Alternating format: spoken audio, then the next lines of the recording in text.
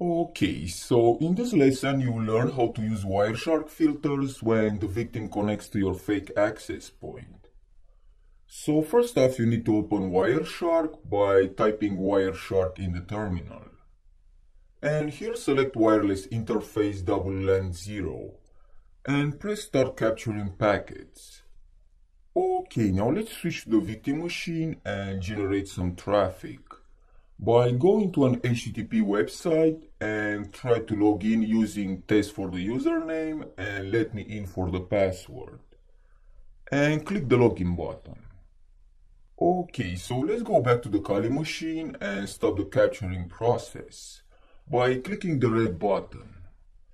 And now the first filter which I like to use is DNS with the IP address. So I will type DNS and IP add R equal and put the victim IP address. This filter will show you which websites the victim is visiting and is useful when you want to perform a phishing attack.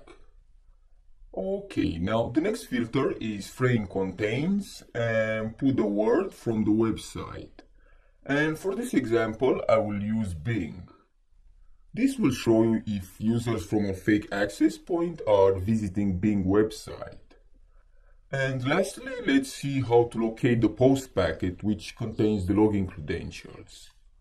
So I will type HTTP request method equal and in caps post.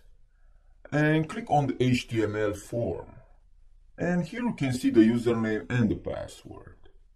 So, thanks for watching and I will see you next time. Don't forget to like, subscribe, and share.